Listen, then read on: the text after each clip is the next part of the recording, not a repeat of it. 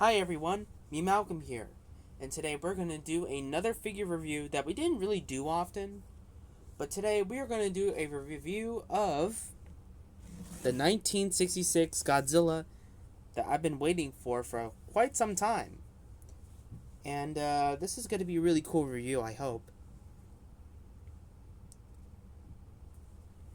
So, this figure is one of my most favorite Godzilla designs because it was one of my favorite Godzilla looks, and it is one of my most favorite Godzilla like characters from the actual stay up lamp. Sorry about that. But I also have his tag if you wonder what that looks like. Okay, just give me a minute. Okay, there it is. So it says Godzilla 1966, Godzilla 1966 down there. You can see it right here. And it's Godzilla's 2026 golden sticker here. And here's the suit. I noticed the head really looks different compared to the figure. His eyes don't have that little pupil, I guess. But it's close enough compared to what it is. But it's still really cool. And here's the bag. I mean, not the bag. Back. There's the back of it. It says Godzilla Masuda in Ibura. And there's Ibura Horror the Deep and movie monster series characters when they were in. And it's a pretty cool tag. I actually give it to say. This might be my favorite tag I have in my collection. So I am going to keep this into my collection now. Oops.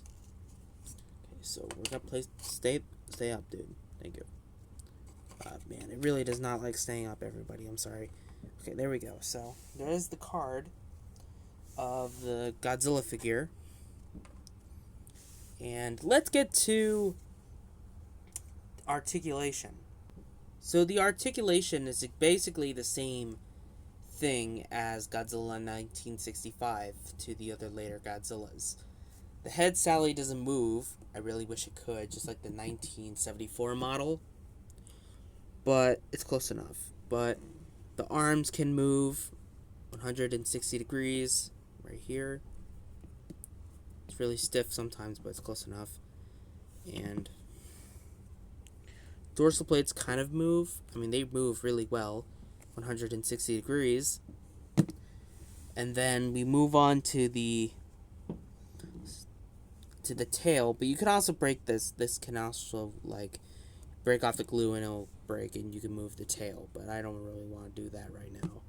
But let's get to paint jobs. The paint jobs is one of my favorite parts about the figure. And you can see how well done the paint job is. I love the white mark here where his stomach is.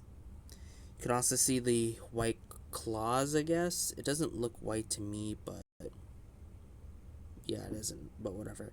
And his toes are also orange, I guess.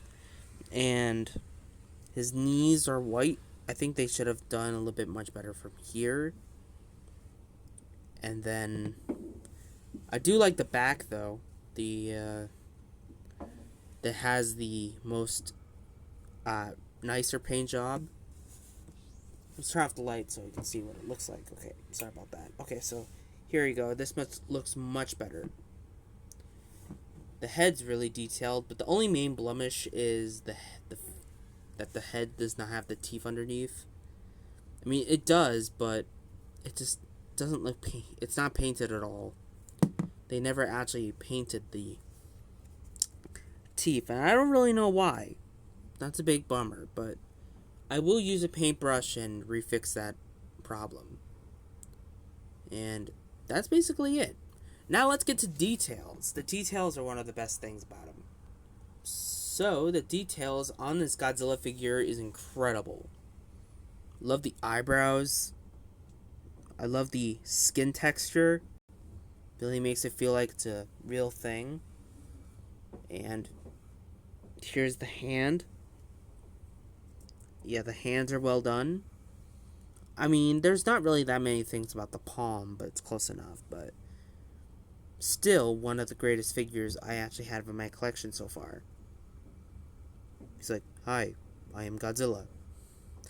But yeah, the toes are painted. Now you can really see how painted they are now. Sorry about the headlight, but I'm gonna turn on that later when I'm done with this review. But um, let's get to size comparisons because we didn't really do that for a bit. So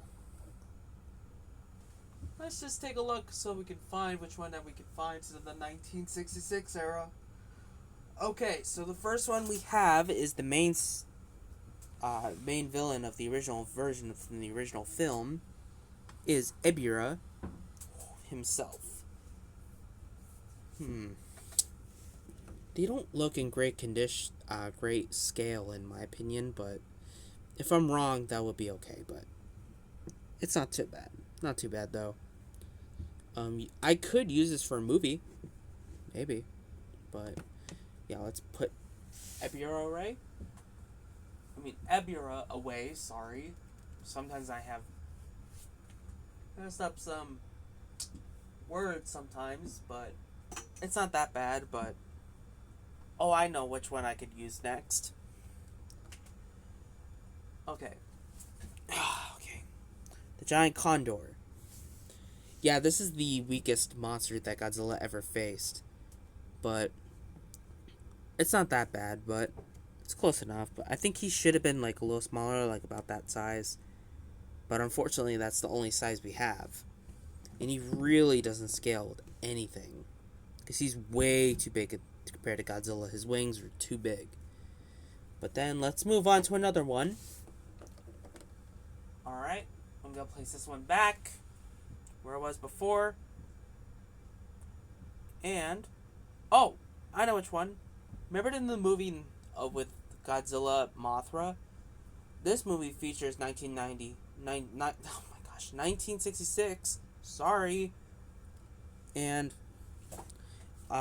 here it is next to Mothra 1991 because Bandai never released a 1966 figure. It really doesn't scale at all with the figures. Like, Mothra is way too small.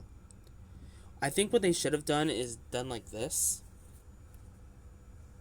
And you can see the size comparisons because this is how big she's supposed to be compared to Godzilla. I wonder why Bandai didn't do that. Probably because she was too big, I guess. I don't know. But, and that's basically it. And I really enjoyed getting these figures so far. This is the end for the 1966 era for now because Bandai never really released a 1966 Mothra yet. Hopefully soon they will do it because we need a 1966 Mothra. And we also have Daimajin, but we don't need him right now because he's not part of the Toho era. So yeah, that's basically it, everyone. Hope you enjoyed it and have a good one.